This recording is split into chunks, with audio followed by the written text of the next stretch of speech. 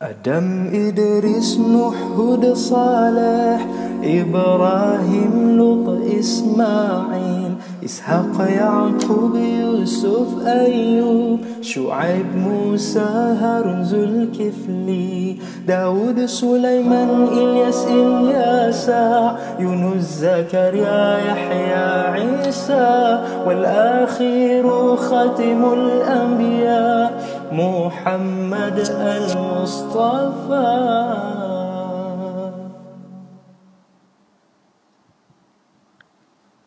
أعوذ بالله من الشيطان الرجيم. بسم الله الرحمن الرحيم.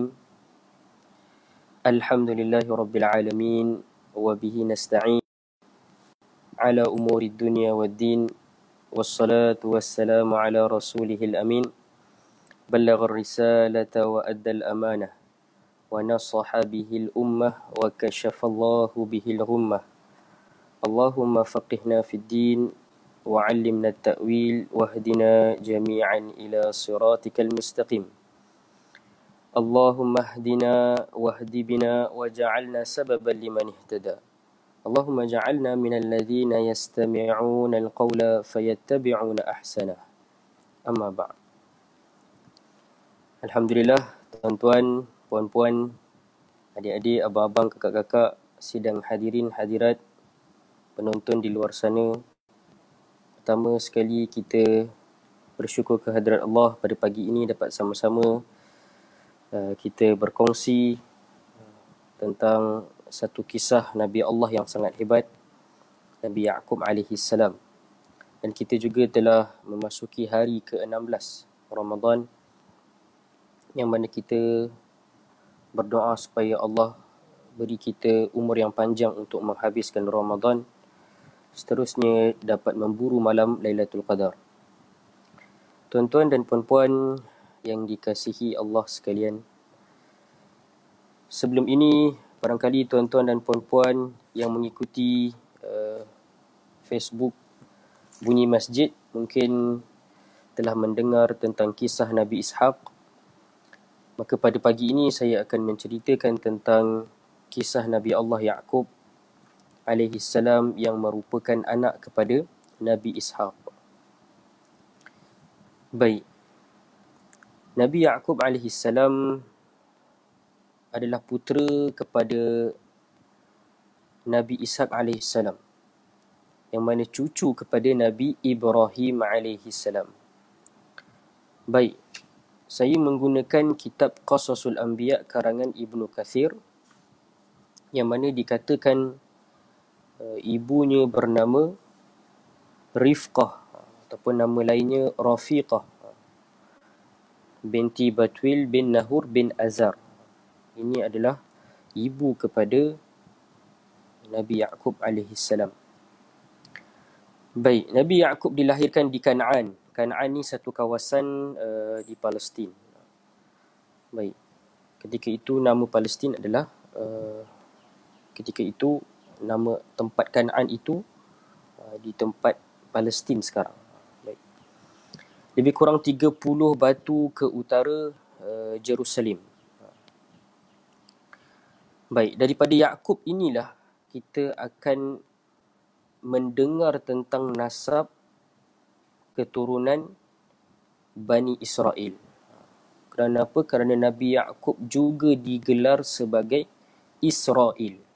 Dalam Quran kita jumpa Ya Bani Israel, itu maksud tentang wahai keturunan Nabi Ya'qub, ataupun dipanggil sebagai Israel. Kemudian Nabi Ya'qub ada seorang saudara ataupun abang yang bernama Al-Aish ataupun Al-Aish. Jadi diceritakan dalam kitab Qasasul Anbiya ini, dikatakan Al-Aish ni rapat dengan Nabi Ishaq, ayahnya. Kemudian Nabi Ya'qub rapat dengan ibunya, iaitu Rifqah ataupun Rafiqah. Baik. Ya'qub dibesarkan di sisi ibu dan ayahnya, Ishaq dan Rifqah. Ada yang disebut sebagai Rafiqah. Kalau dalam versi Yahudi disebut sebagai Rabiqah. Dalam kitab Injil disebut sebagai Rivkah. Jadi ada sebuah kisah tentang Nabi Yaqub dengan Al-Aish ataupun saudara kandungnya, abangnya tadi. Para ahli kitab mengatakan bahawa kecintaan Ishaq kepada Aish jauh lebih besar berbanding perhatiannya kepada Yaqub, sebab Aish ini adalah anak pertama.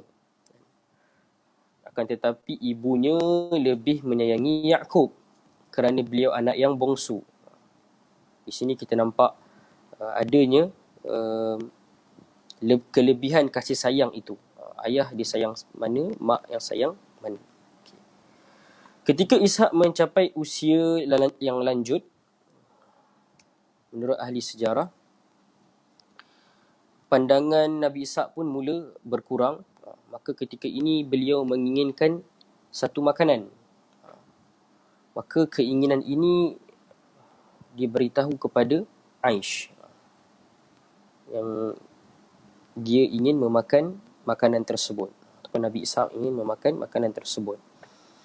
Maka Nabi Ishak meminta anak kesayangannya ni untuk pergi berburu.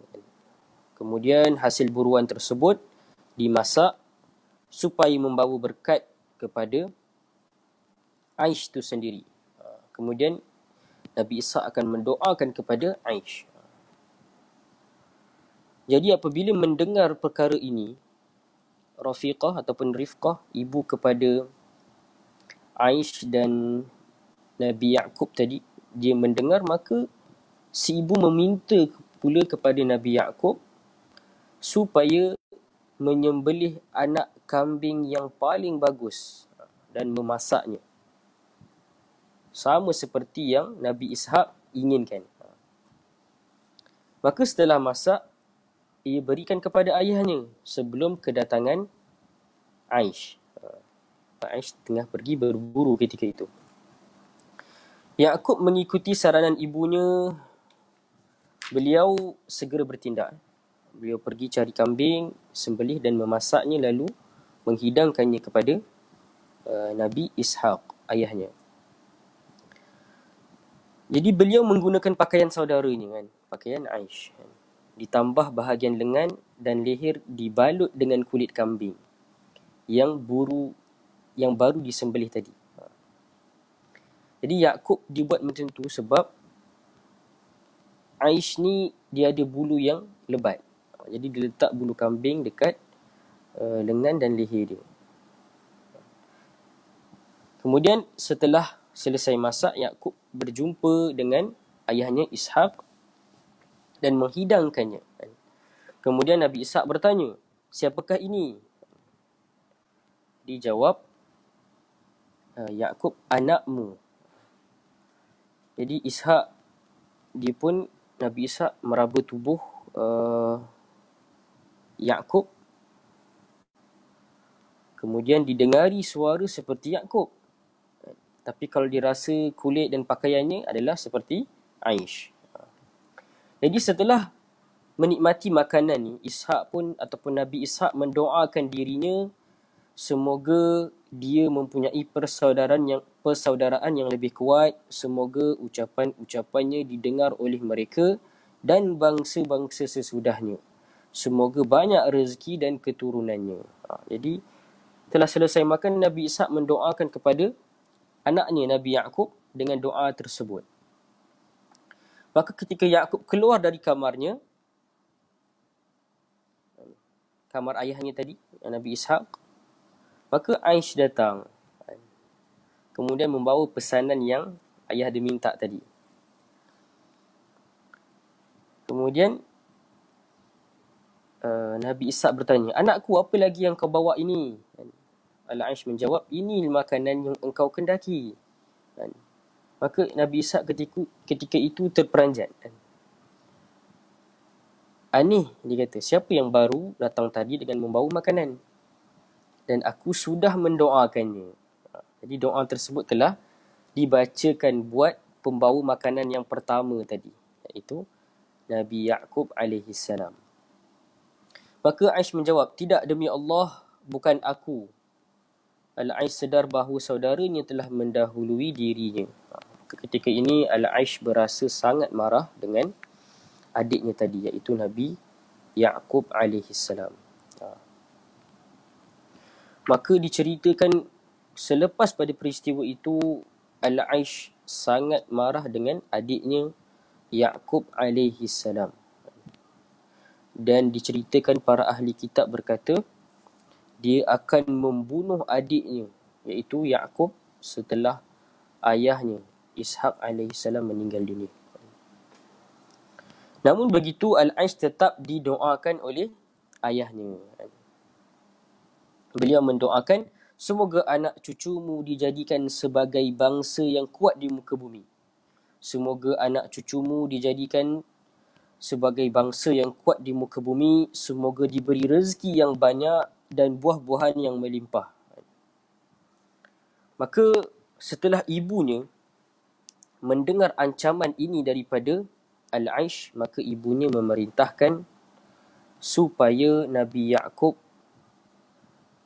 beredar dari rumah tersebut dan berhijrah ke tempat yang baru, tempat yang lebih aman, iaitu ke rumah pakciknya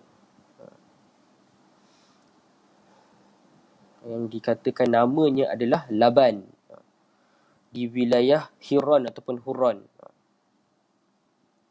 Jadi Nabi Ya'qub diminta supaya ke sana, jangan kembali sehingga kemarahan Al-Aish ni reda. Kemudian Nabi Ya'qub juga diperintahkan untuk bernikah dengan anak kepada pakciknya tadi, pakcik yang bernama Laban tadi. Baik, jadi menjelang malam Nabi Ya'qub beredar daripada rumahnya dan menuju ke rumah pakciknya. Maka di tengah jalan ada peristiwa besar yang berlaku. Di tengah jalan beliau berhenti di satu tempat dan beristirahat.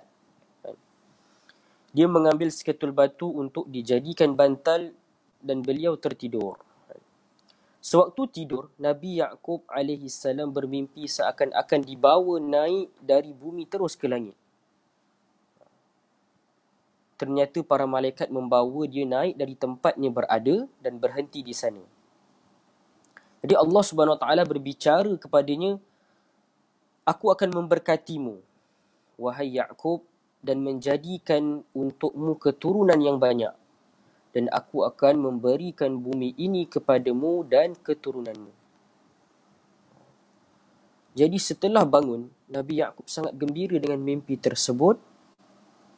Lalu beliau bernazar kepada Allah bahawa kalau dirinya pulang daripada perjalanan ke rumah pakciknya, kalau pulang balik semula dengan selamat, maka dia akan membangunkan satu tempat ibadah di tempat beliau tidur tersebut. Beliau juga akan mengumpulkan segala rezeki yang diberikan oleh Allah dan akan keluarkan 1/10 daripada rezeki tersebut. Jadi sebelum Nabi Ya'qub beredar dari tempat dia tidur itu, dia membuat tanda dengan batu. Dengan itu dia akan mengenali tempat tersebut. Di tempat ini dipanggil sebagai Bait'il ataupun Baitullah, yang mana kita tahu tempat itulah menjadi tapak kepada pembinaan Baitul Maqdis. Baik. Jadi setelah membuat tanda tersebut, Nabi Ya'qub alaihi salam meneruskan perjalanannya ke tempat yang dinamakan Hiran ataupun Huran. Ini tempat tinggalnya pakciknya yang bernama Laban tadi. Jadi sampainya Nabi Ya'qub, ternyata pakciknya Laban tersebut mempunyai 2 orang anak perempuan. Yang sulung bernama Laya, yang bongsu bernama Rohail, ataupun sebahagian riwayat Rohil namanya. Maka Nabi Ya'qub lebih tertarik dengan Rohail ataupun Rohil ini kerana dia lebih cantik berbanding kakaknya. Maka Yakub meminta emak saudaranya agar diizinkan untuk menikahi anak perempuannya, Rahil ataupun Rahail. Maka bersetuju, tetapi diletakkan syarat kepada Nabi Yakub supaya bekerja selama 7 tahun, iaitu mengembala kambing-kambing emak saudaranya ataupun ayah saudaranya tadi.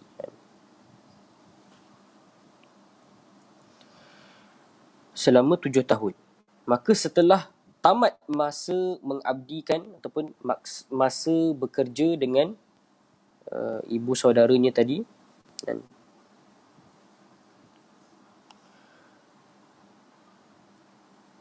maka anak perempuan Laban yang sulung iaitu Laya dibawa masuk ke kamar Yakub. Di malam hari Laya memiliki penglihatan yang rabun. Bila tiba waktu pagi, Nabi Yakub terkejut. Dia kata ternyata di sisinya adalah Laya, bukan Rahil ataupun Rahail. Yakub tak boleh terima. Kerana apa? Kerana yang diminta adalah Rahil ataupun Rahail, bukan Laya. Maka Nabi Yakub bertanya, bagaimana kamu menyalahi janji padaku? Bukankah yang aku pinang kepadamu hanya Rahail ataupun Rahil? Laban menjawab, itu bukan kebiasaan kami menikahkan yang bongsu dengan mendahului yang sulung. Jadi, pada adatnya, yang sulung kena kahwin dulu, bukan yang bongsu. Tidak boleh mendahulukan yang bongsu. Kemudian disambungnya, okey baik, kalau kamu masih suka dengan Rahil ataupun Rahail ini, kamu harus tambah lagi 7 tahun untuk bekerja dengan aku mengembala kambing. Maka kau akan dapat menikah dengan Rahil pula. Maka Nabi Yakub bersetuju. Dia pun memenuhi tuntutan mak saudaranya. Maka dia tambah lagi 7 tahun bekerja mengembala kambing. Dalam kitab Taurat, tindakan itu telah ditetapkan sebagai syariat. Maksudnya, bila nak berkahwin perlu adanya perjanjian. Okay. Maka dipendekkan cerita, setelah selesai 7 tahun yang seterusnya, maka Nabi Yakub menikah pula dengan Rahil ataupun Rahail tadi. Jadi pada ketika itu pengharaman kahwin adik-beradik belum berlaku. Jadi ketika itu Nabi Yakub boleh bernikah dengan kedua-duanya, Laya dan Rahail ataupun Rahil. Ketika itu masih dibenarkan. Baik, kemudian Laban ini dia memberikan setiap seorang anak perempuannya pembantu. Anak sulungnya Laya diberi pembantu bernama Zulfa. Kemudian Rahail ataupun Rahil diberi pembantu yang bernama Balha. Kemudian Allah Subhanahu wa taala menggantikan kelemahan yang ada pada diri Laya, anak sulung, dengan kelahiran beberapa orang anak. Anak pertama yang dilahirkan untuk Yakub bernama Rawabil. Kemudian lahir anak seterusnya Syam'un, kemudian Lawa, kemudian Yahuza. Satu persatu anak yang dilahirkan Laya membuat Rahail ataupun Rahil cemburu. Adik dia cemburu sebab kakak dia dah lahirkan banyak anak ataupun ramai anak untuk Nabi Yakub. Kerana ketika itu Rahil ataupun Rahail masih belum mengandung. Kemudian Rahail ataupun Rahil dia memberikan hamba dia tadi yang bernama Balha tadi kepada Nabi Yakub. Dia tahu bahawa hamba yang diberikan kepada Rahail itu namanya Balha. Kemudian Rahail dia menyerahkan hamba itu kepada Nabi Yaqub alaihi salam. Maka setelah beberapa ketika Balha pula hamil, hamba kepada Rahail tadi. Kemudian anak yang dilahirkan untuk Nabi Yaqub kali ini diberi nama Da'an. Tidak begitu lama Balha hamil lagi. Kemudian nama anak seterusnya diberi Nevatani. Maka Laya juga tidak ingin ketinggalan, dia memberikan hambanya yang bernama Zulfa kepada Nabi Yaqub AS. Maka daripada Zulfa ini, Nabi Yaqub memperoleh 2 anak yang diberi nama Jad dan Ashir. Tidak lama kemudian, Laya hamil lagi. Beliau melahirkan anak yang kelima untuk Yaqub AS. Anak itu diberi nama Aisakhar. Baik. Kemudian, disusuli pula dengan kelahiran anak lelaki yang ke-6 dan diberi nama Zabalun. Untuk yang ke-7, Laya melahirkan seorang anak perempuan. Diberi nama Dina. Jadi hasil perkahwinan Yaqub dan Laya menghasilkan seramai 7 orang anak. Maka rasa pedih ini terus menyelubungi Rahail ataupun Rahil. Kerana apa?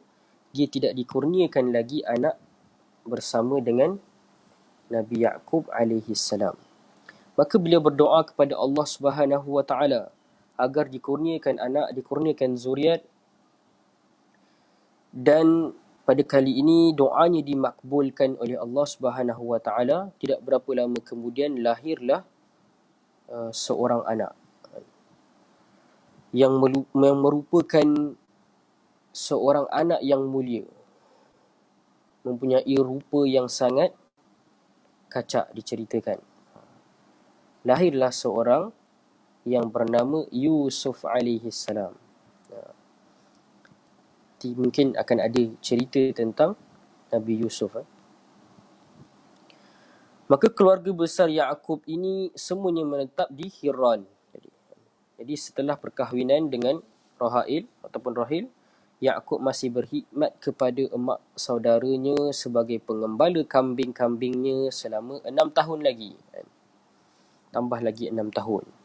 Maka keseluruhan tahun bersama dengan emak saudaranya selama 20 tahun kan. 7 tahun tambah 6 tahun. Jadi 20 tahun. Kemudian selesai 20 tahun, Yaqub meminta kepada emak saudaranya agar memberinya kebebasan untuk kembali kepada keluarganya. Jadi Nabi Yaqub meminta izin untuk berhijrah daripada Hiran untuk pulang. Baik.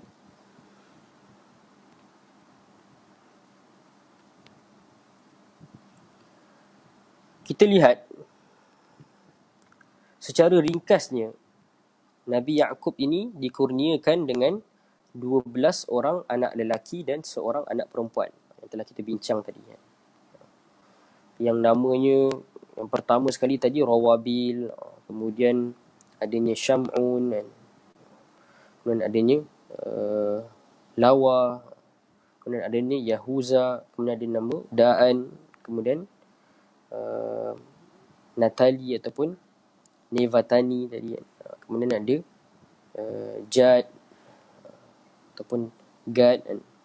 Kemudian ada nama Ashir ataupun Asvir. Kemudian ada Isakhar ataupun Yasakhir. Kemudian ada Zebulon ataupun Zabanun. Kemudian Yusuf alaihissalam. Kemudian ada pula Bunyamin. Kerana tidak lama berapa itu, Rahail melahirkan anak keduanya yang bernama Bunyamin. Nanti kalau kita tengok kisah Nabi Yusuf, kita akan selalu dengar nama Bunyamin. Yang mana diceritakan Bunyamin ini setelah Rahail melahirkan Bunyamin, Rahail ataupun Rahil tadi meninggal dunia. Kemudian nama anak perempuannya tadi Dina. Okey. Baik.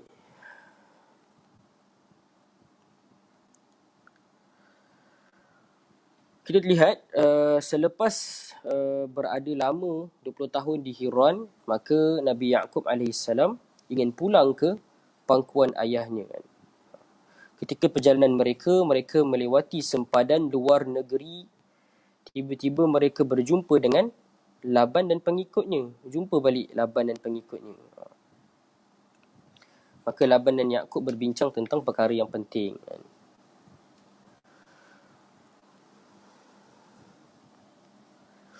Maka diceritakan ketika ini Laban merasakan bahawa dia kecewa kerana Nabi Yaqub pergi pulang ke pangkuan ayahnya tanpa pengetahuan dirinya.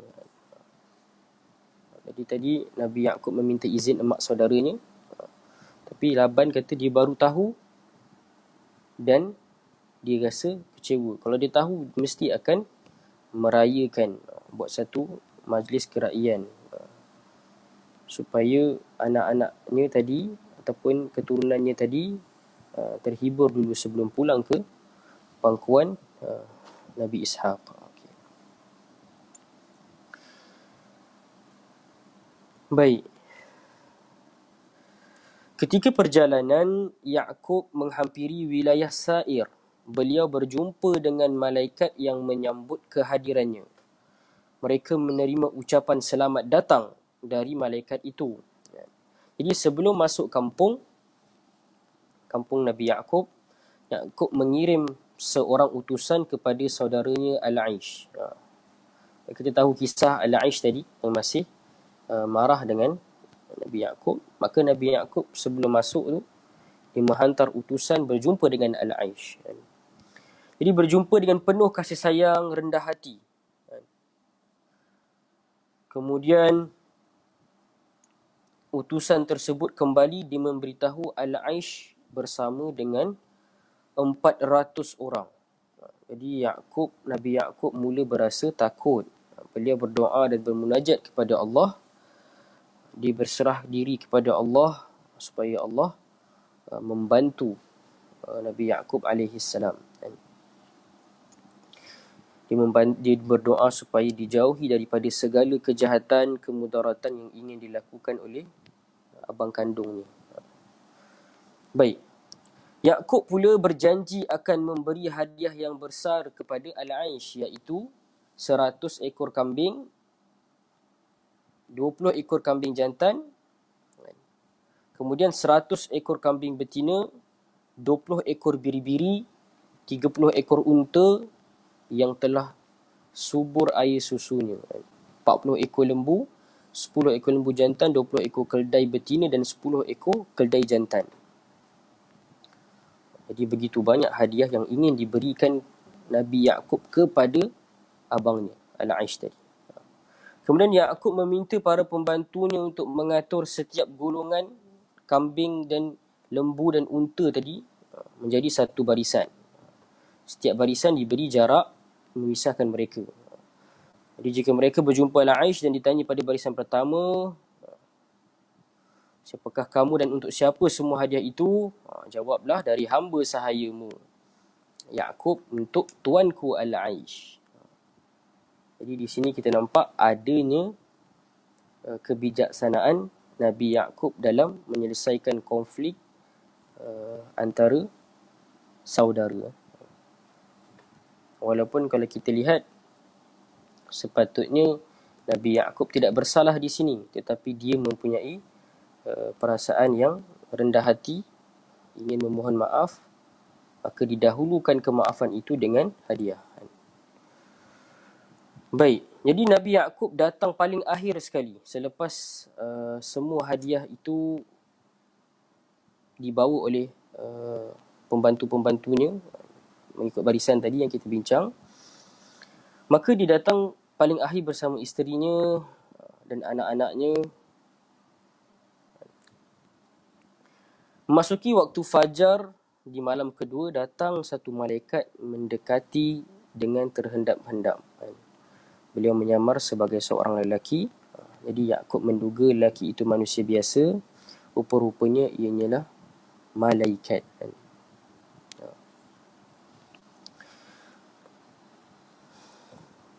Maka malaikat ini berkata kepadanya, mulai hari ini lebih sesuai kalau kamu dipanggil dengan nama Israel. Di sinilah kita nampak sejarah bagaimana Nabi Yaqub mendapat nama Israel. Maka selepas pada itu, keturunan Nabi Yaqub semua dipanggil sebagai Bani Israel. Baik.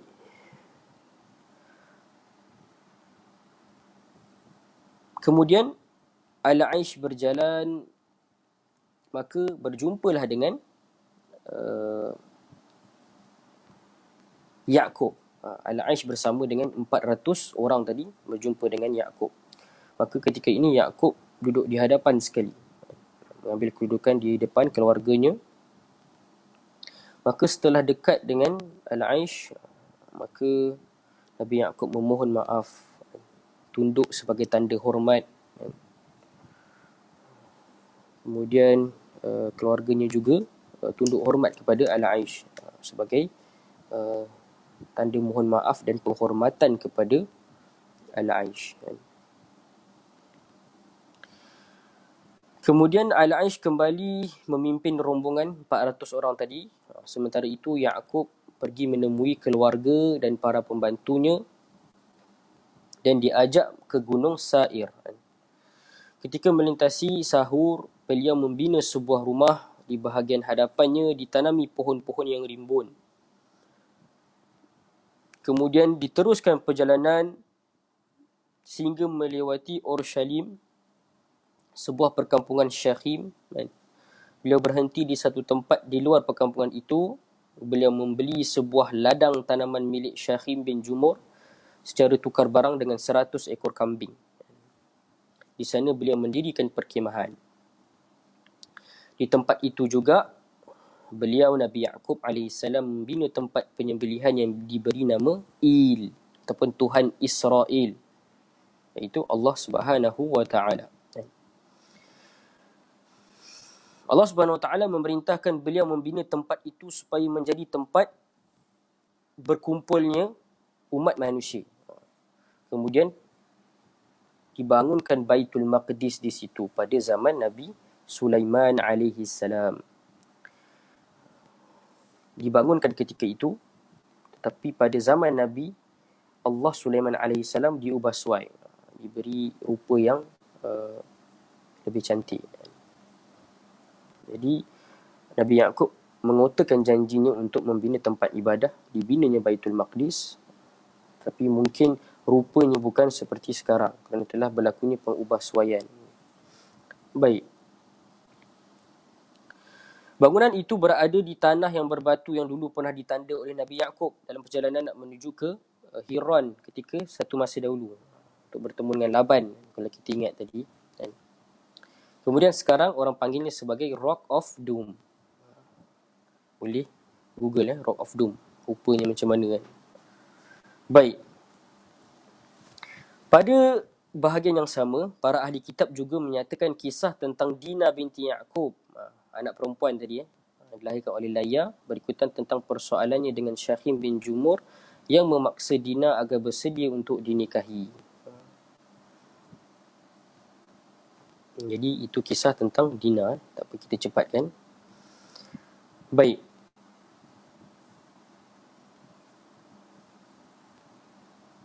Okay, suatu hari Yaqub AS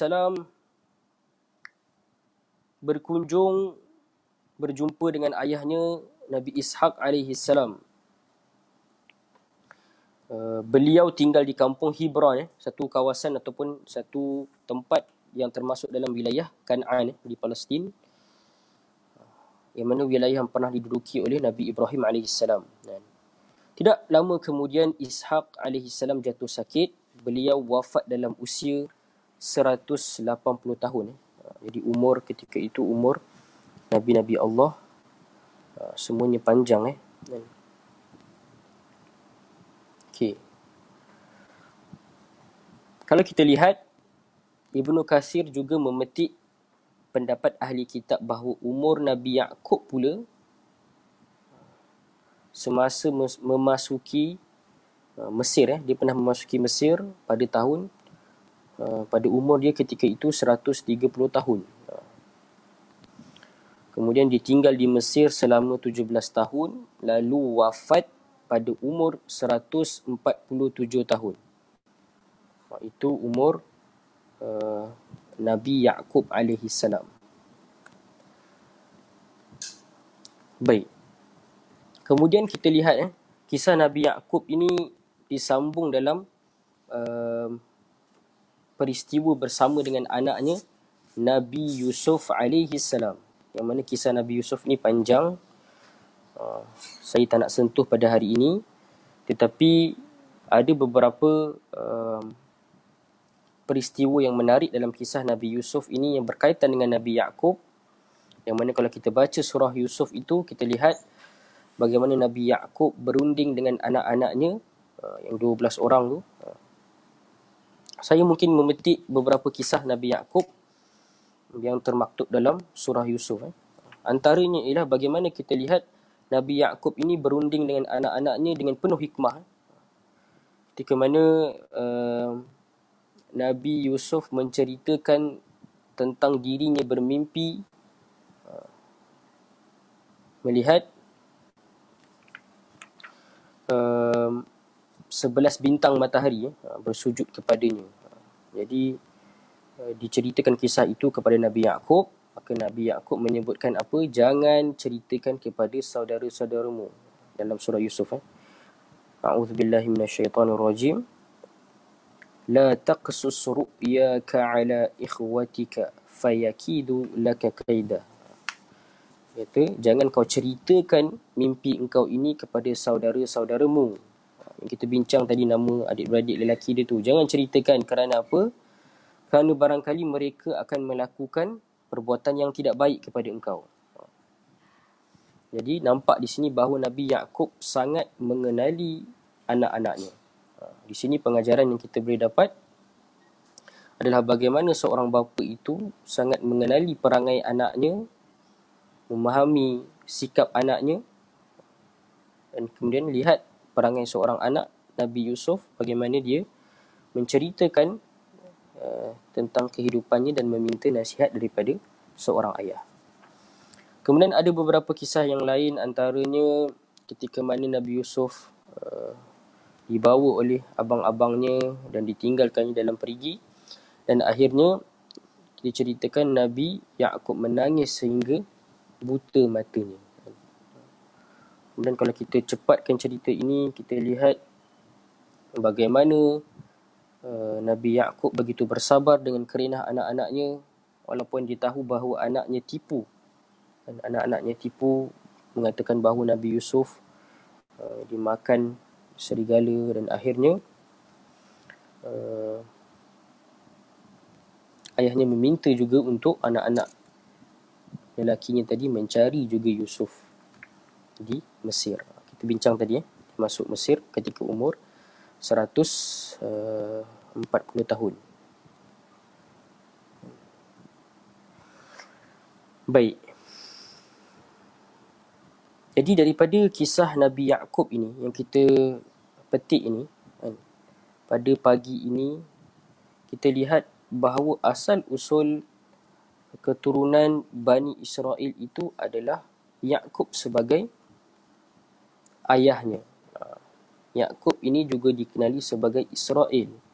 Jadi segala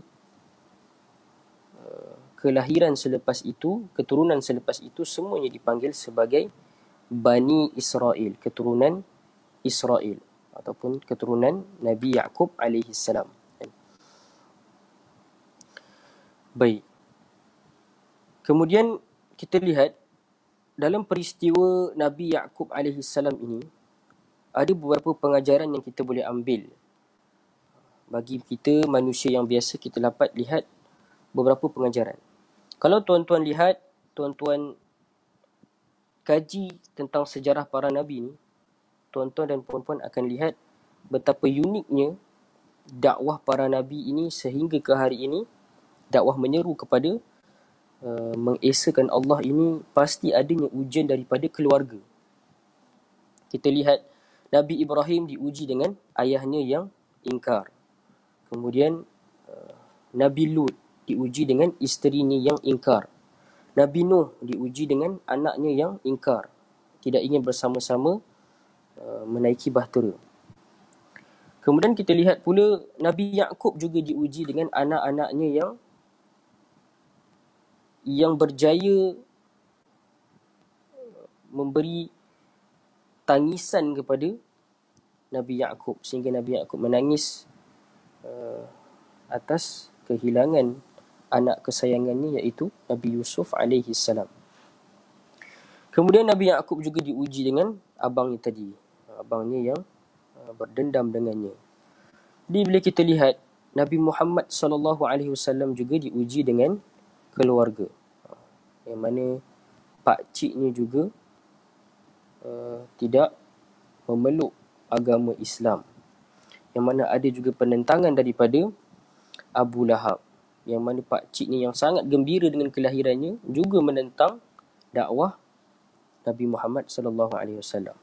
Jadi pengajaran di sini kita nampak bahawa apabila berdakwah, antara ujian terbesar kita adalah keluarga.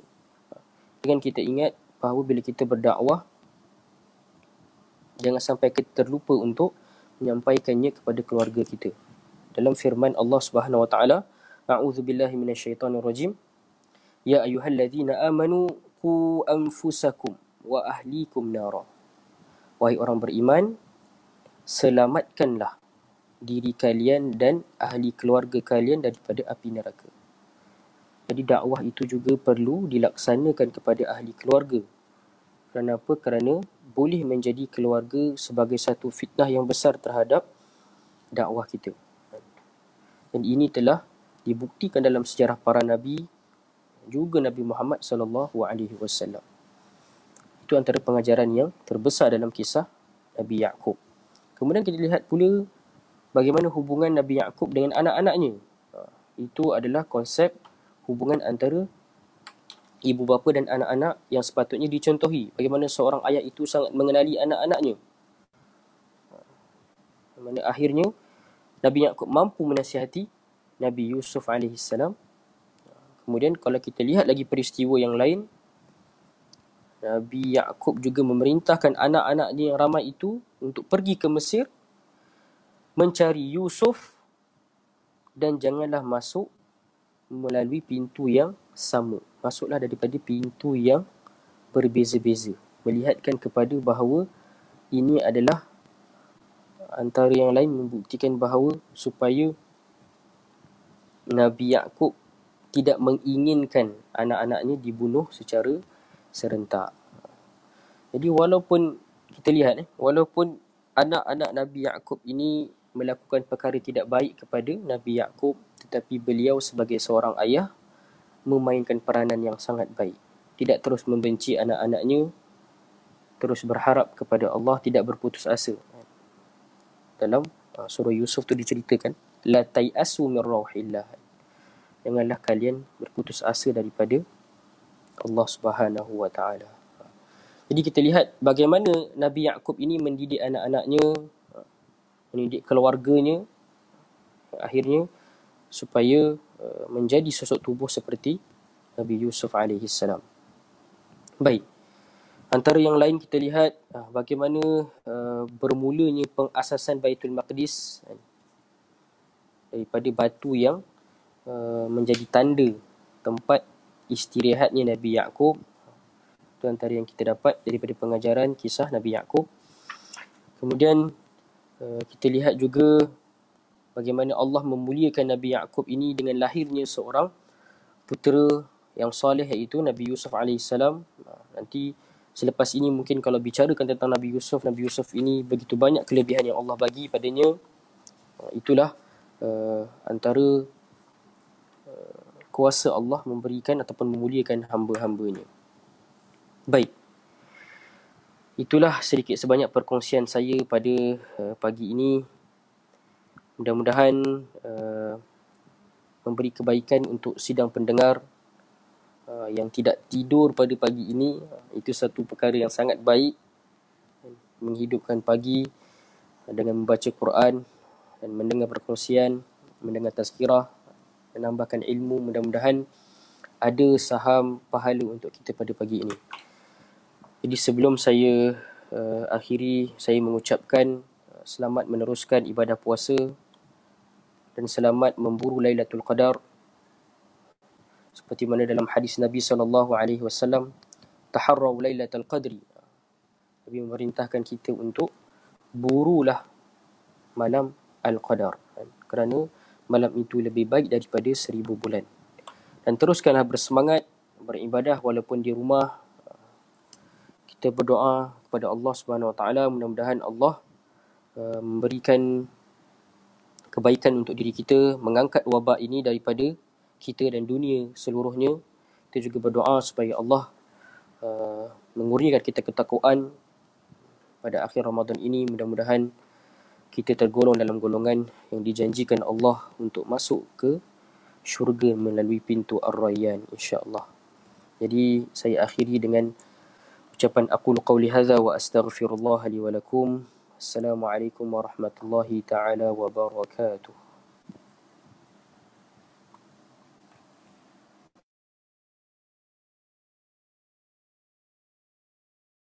آدم إدريس نوح هود صالح إبراهيم لوط إسماعيل إسحاق يعقوب يوسف أيوب شعيب موسى هارون ذو الكفل داود سليمان إلياس الياسع يونس زكريا يحيى عيسى والآخر خاتم الأنبياء محمد المصطفى.